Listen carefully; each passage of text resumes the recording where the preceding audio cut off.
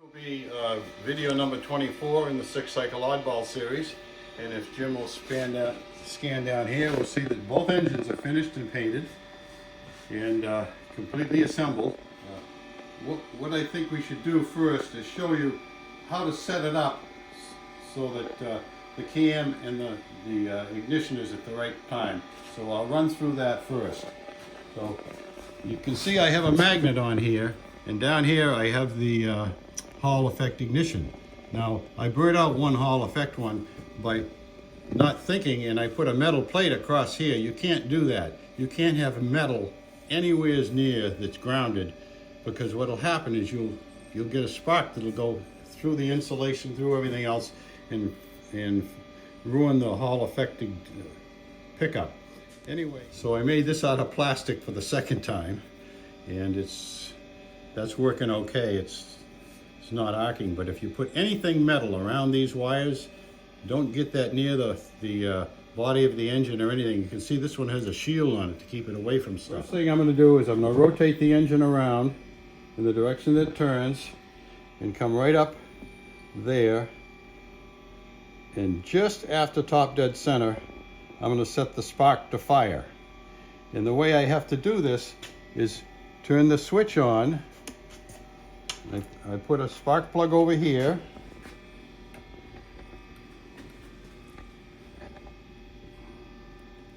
so I can see it firing, and then I turn the engine by, whoop, get the switch on.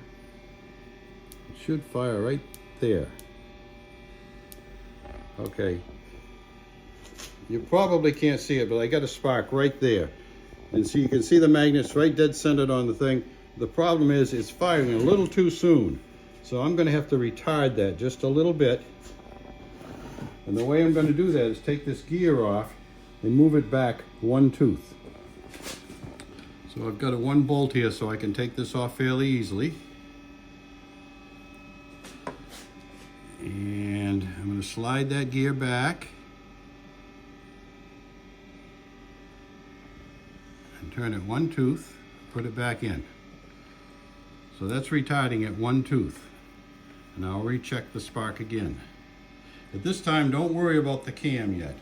That's just beyond top dead center now. It's sparking. Just beyond top dead center. So that's good.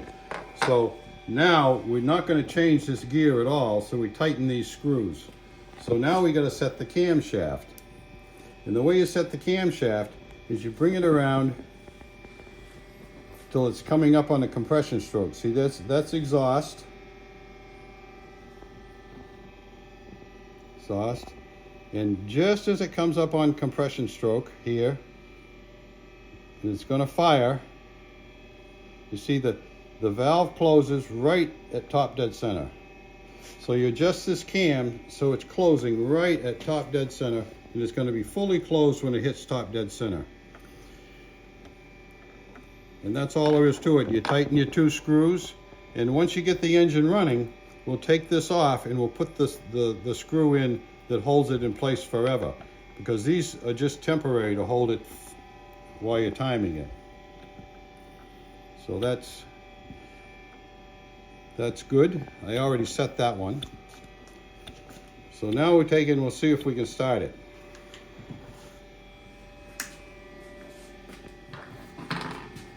So this will be the second time we try it. I'm going to choke it again. It's got plenty of compression. It's got way too much gas. I don't know, I guess I got that way open too far. Let's just go open about a half a turn. Let's just try this again. Oh, I've got to turn the ignition on, right. Okay, another thing that I do is I put a rubber band on the governor so it can't splay out, because this engine runs real slow, and if you put the drill to it, the thing would just throw out, and it would keep it from intaking and exhausting, because it would hold the exhaust valve open. So with that rubber band on there, it can't activate the exhaust valve. You see, it won't splay out. I can go pretty fast. it's just starting to come out now. But you shouldn't have to turn it any faster than that to make it fire. It's not firing, and I am suspecting that it's just too much compression, because this has a good bounce. Once it gets on compression stroke, you should feel quite a bit of resistance there, and this is quite a bit.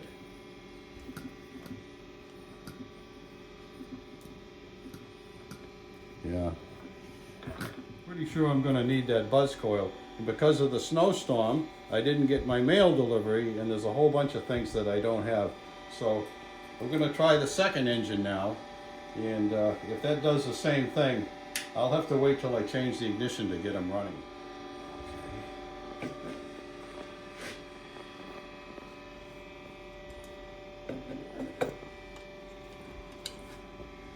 See, the gas tank is held on with magnets.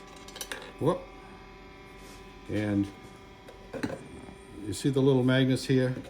And the pattern is the same on both engines, so I can switch this gas tank around, no problem. And I try to make the pattern the same for all engines, so I can take any gas tank and put it on any engine, and it works. If I can get this gas cap back in here. There it is. So I'll do the same to this one. I'll choke it. Okay, let's put the ignition on. Put the spark plug there. Switch the spark over to the outside plug.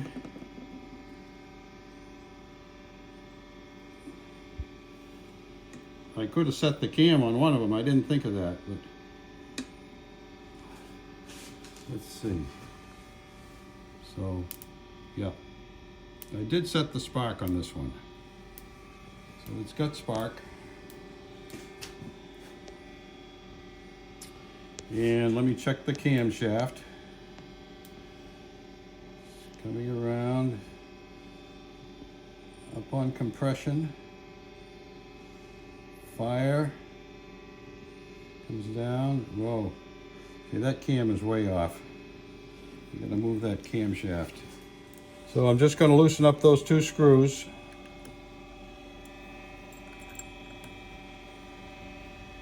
Okay.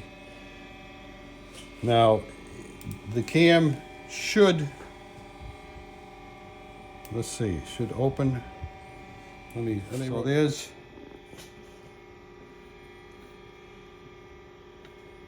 this is compression, fire. So the exhaust should open right about there. Well, wait a minute, I think I was on the wrong one. Let's go around again. One, compression, fire, exhaust. Okay, so this has to come back quite a bit. So I'm just going to loosen those screws and try to move this back. That one doesn't want to turn for some reason. Sure, I got both screws. Oh, I didn't loosen both screws. That helps. Okay, so we go back.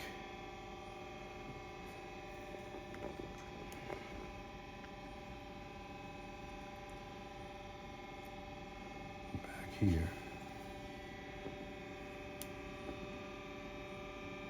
So the camshaft on this one, on most engines I set the camshaft so it opens about at least 40 degrees before bottom dead center, and it will cause some scavenging on the exhaust because it'll put a blast out and it'll keep moving and draw the exhaust out as it goes into exhaust mode. But this one here, you can only set this so that it just barely starts to open at bottom dead center because the cam isn't long enough to do that. I think this cam could be made wider, or actually longer. Let me show you what I'm talking about. If I have a camshaft here, I have an extra one. I think it should be added on so you have a little bit more duration of the exhausts. And because this is a 6 cycle, it has 2 exhausts for every fire. So if you extended this longer, it would probably run better. But I'm going to experiment with that, and I'll show you that later. I'm going to rotate this around again. This ignition system is different. Let me take this out and I'll show you. This is not a Hall effect. This is a switch. And the magnet evidently operates a switch inside there. I don't know how it does it, but it does. And this isn't affected by the spark. Burn up the Hall effect ignition if it's a switch. So this is a little better system, I think, a little safer. But it's a little harder to install because it's quite large. I'm just going to put that in there and tighten this, and that'll hold it. Now I can slide that back and forth and adjust it to get a fine adjustment on my spark. Turn the switch on. Right there.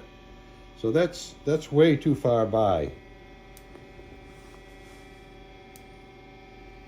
So what I'm going to do is I have to move this one too.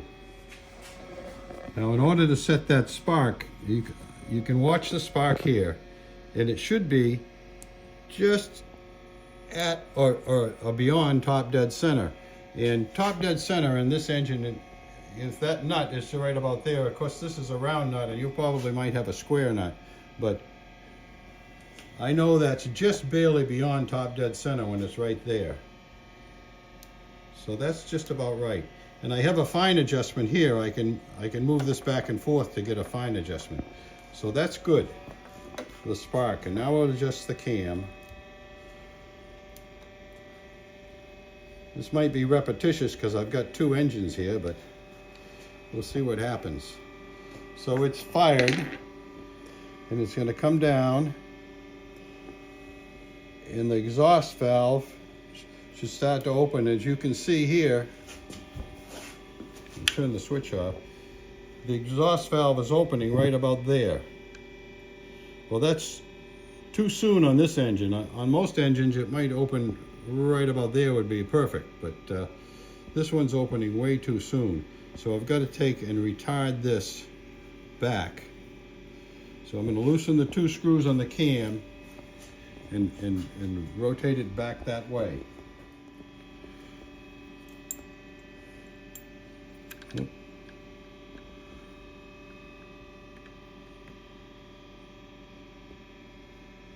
Let's try it there.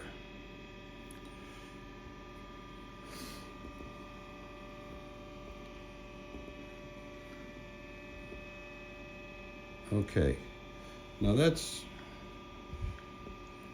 just before bottom dead center, but what I have to do is rotate it around and see where it closes. And this one, you're probably better off to set it where it closes. It's going to come up on compression stroke.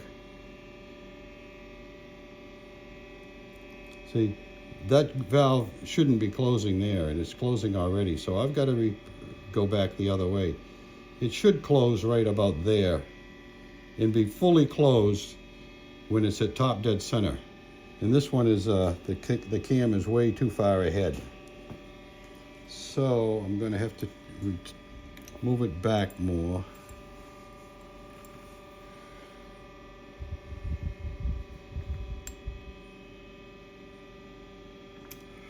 Okay, now, whoop.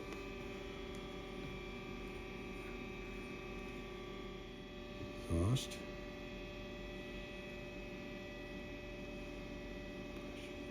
Okay, what I found on this is you're better off just to set the valve, the exhaust valve to close at top dead center, and don't worry about where it opens. Because, like I said, I believe this cam should be a little wider, but it's closing at bottom dead center or a little after on the power stroke. It'll still run that way, but I'm not sure if you could improve it by having it open a little sooner. But I'll experiment with that later.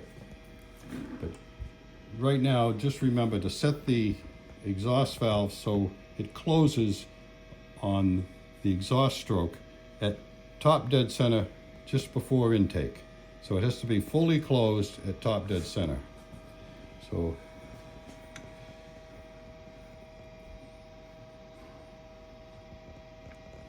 there's the intake stroke.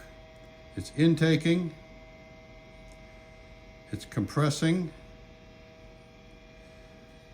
it's going to fire, and the exhaust is going to open after top dead center, just a few degrees beyond, maybe 10 degrees beyond. That could actually add 20 degrees to that cam. So let's try this one. It's set up now.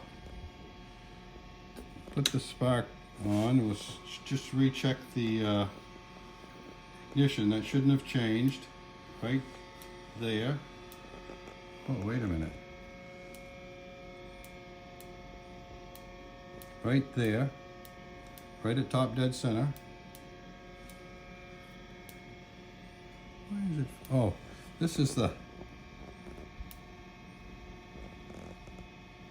This one has 2 sparks.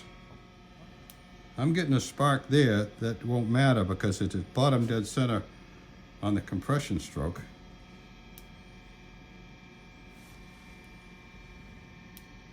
Huh. That switch has 2 sparks. Well, that's interesting.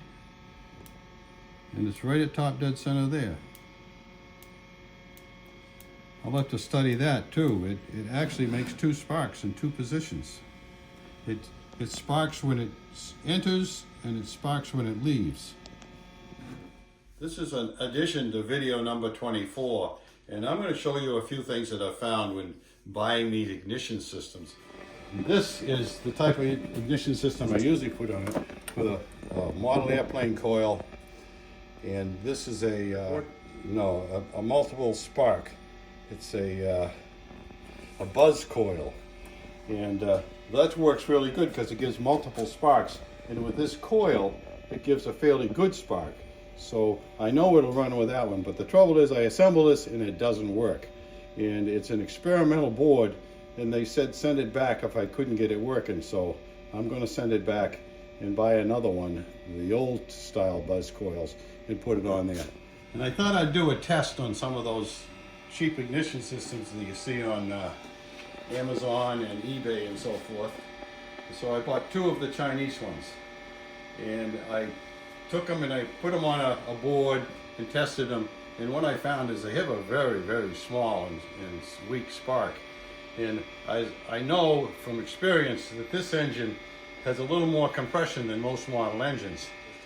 And I bought a couple of things that are made in America that you assemble yourself, and you can buy them assembled, but they're a lot cheaper if you put them together yourself. And come over here, Jim, and this is the board I use to test things on. And you can see I have bought 3 coils, and this is the one that was from the company that I bought this circuit board from. And this one has a little adjustment, and it's an experimental board. It was very hard to put together compared to most of them. But this is one that Jerry Howell came out with quite a few years ago, and another company sells it now. And I'm going to give you all that information when I find out what works best. But there's no sense of giving it to you now until I find out what I'm using. This is Jerry Howell's TM6 board, and that's just a simple switch. It's an electronic switch that takes the load off the points.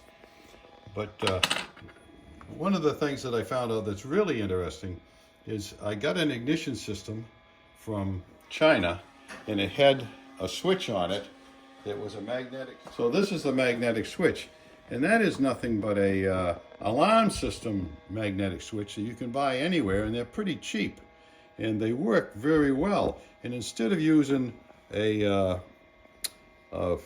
micro switch or something else which is hard to mount, this is really easy to mount, and as I'll show you. I put it on this engine here, and all I made was, if we find the piece, all I made was this. And it's just got a little step in it, and it holds it in that way, and it just puts pressure on it, and it's 2 holes, and you can slide it back and forth and adjust the spark, get a fine adjustment on your spark.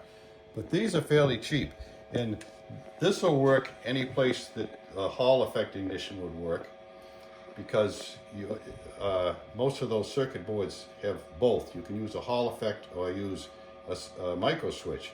Well, I would use this because the Hall affected pickups are very easy to destroy with a spark. If you leave the spark plug lead off, a lot of times that'll make it fail because the spark will jump and go to that Hall effect and ruin it. And I've burned out about 4 or 5 of those. They're inexpensive, but it's kind of a pain to burn them out. And that won't happen with this switch. So that's what I've seen so far. And as soon as I get the battery, a good solid 6-volt battery, the reason I'm buying that is I have found that these small battery packs, if I put that coil on this and put that battery pack in and ignite it, trigger it, what happens is the voltage drops down to 2 volts. And that's not enough to give you a good spark. So I've got to get a bigger battery pack. And that's what I did with most of my old engines. I had an old box that had an ignition coil from an automobile in it and so forth. And that's what I would use when I first started the engines. But I don't know what I did with it. When I moved, I lost it. It's gone away. So I'm going to have to make another one. And that makes it easier to start a new engine because you need a lot of spark. You've got to make sure you have a good solid spark. And after it gets broken in and so forth, I think you might be able to go to one of these small Chinese ones, but I am using on some of my engines, but I know that they have to be broken in first. So that's it on that. So we did a little research on this, and we ordered a couple from Amazon. They were like $5 a piece for these switches, and I'm sure you could get them cheaper if you found out where to get them, but you have to buy them with a magnet because they're a door switch or a window switch.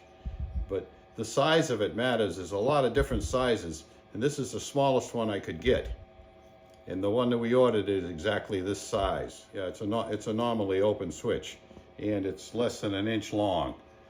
A lot of them are a little longer than that. They're just a little bit, but they'd be a little too bulky for this. This will fit right under that gear really nicely.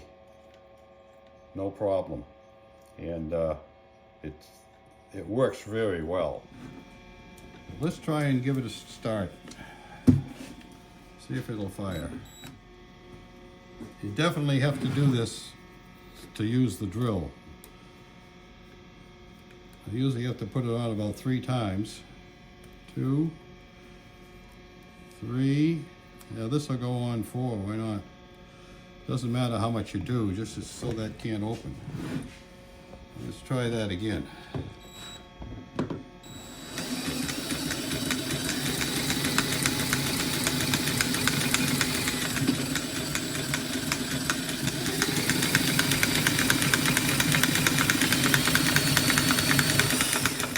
Oh, that was not even firing.